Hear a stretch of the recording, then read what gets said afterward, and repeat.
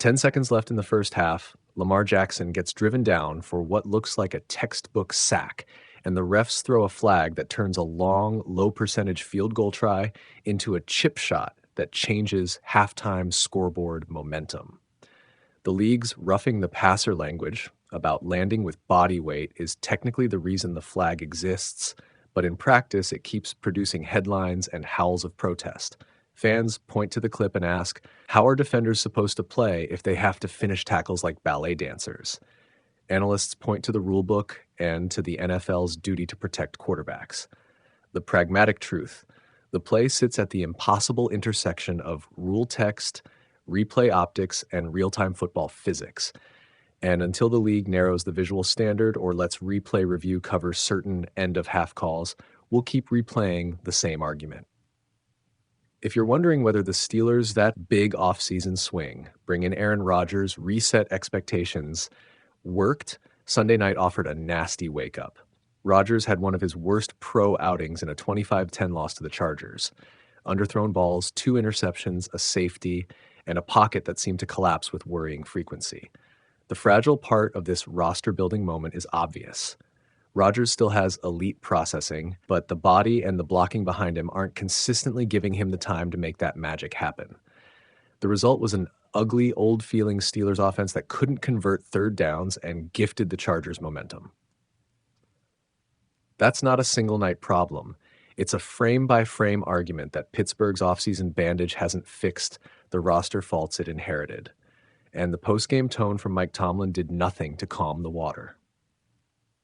Tomlin praised Chargers defensive coordinator Jesse Minter in a way that sounded almost resigned, crediting the opponent's scheming and acknowledging the Steelers didn't have answers.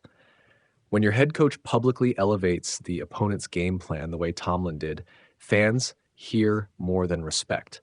They hear a coach implicitly admitting his staff got out-schemed. That line about, we were loose with the ball and we didn't convert enough third downs, is true. But it's also the kind of admission that feeds narratives about being passed on coaching feel. For a franchise that prized defensive identity for decades, watching other minds outcoach you is painful for the fan base. Over in Houston, we got a tiny footnote that delights the weird corners of NFL fandom: scorigami. The Texans' last-second return and decision not to kick the extra point produced a 36-29 final that, unbelievably, had never happened before in NFL history. It's the 1,094th unique final score and the third scorigami this season. These quirks pop up more as teams go for two, as offenses score more, and as strange returns and clock math create odd totals. It's a neat reminder that even in an era of analytics, football still serves up statistical oddities that keep stat nerds busy and producers happy. Back to controversy. The Eagles used the tush push on Monday night, a short yardage cheat code that helped them last season and continues to divide the league. Green Bay, which had tried to ban the play in the offseason, got burned early when multiple Eagles linemen appeared a false start before a first and short conversion on a Jalen Hurts sneak. Replays show linemen drifting, hands moving, yet no flags. The same crew missed a false start on Jordan Love's earlier quarterback sneak.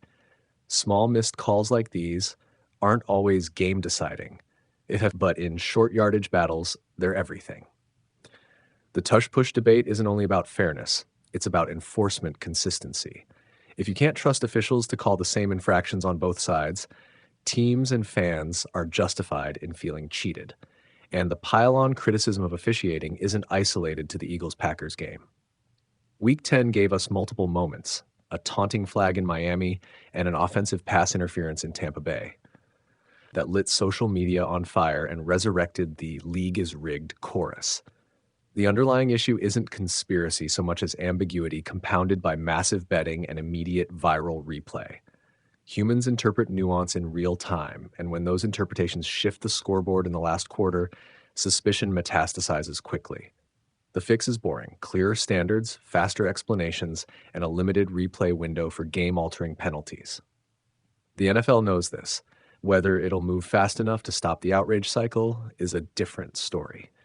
Physicality and player safety collided in Pittsburgh again when Chargers coach Jim Harbaugh blew up at the refs after a violent second-quarter sequence. Steelers corner James Pierre body slammed Derius Davis on an end-around, no flag, and shortly after, Justin Herbert took a series of hits and came up limping with both ankles tweaked. One play featured Herbert twisted to the turf by multiple defenders, and another looked like a late hit near his legs after the throw. Harbaugh was furious. NBC analyst Terry McAuley defended the no call as legal finishing on the play.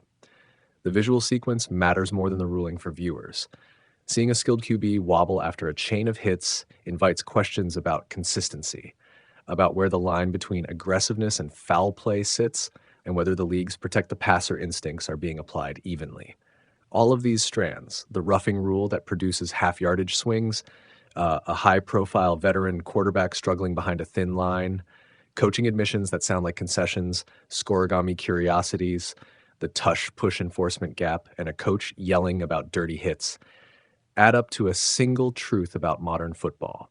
The game is fracturing into two simultaneous experiences. One is the hyper-technical, rule-protected, analytics-forward business product that leagues and broadcasters sell.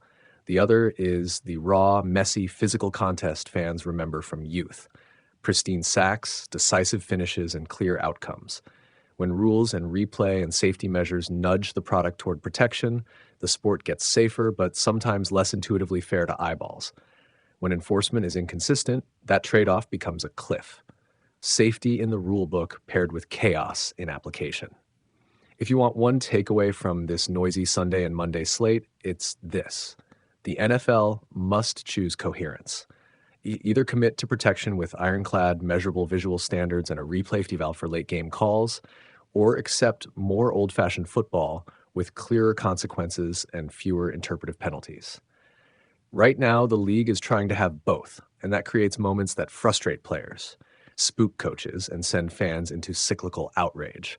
Until the NFL narrows that gap, we'll keep arguing about whether a flag fixed the game and who, if anyone, the fix was meant to help. That sequence felt like the game boiling over in one drive, a body slam, a pair of ankle-twisting tackles, a harried QB pleading for a flag, and a coach losing his cool on the sideline.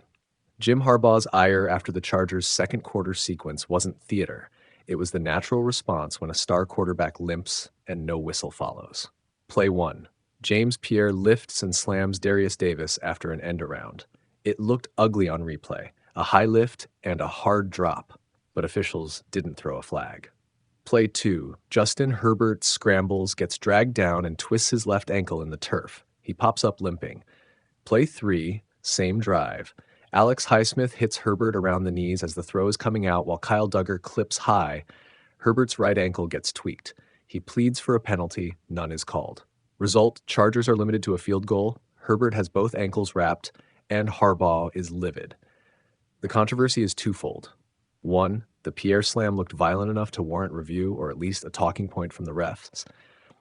2, the cluster of hits on Herbert, a tackle that turned his ankle, a near knee strike, and a simultaneous high clip raised real player safety concerns, even if, technically, each hit may have tested the fine line officials' way between legal contact and a foul.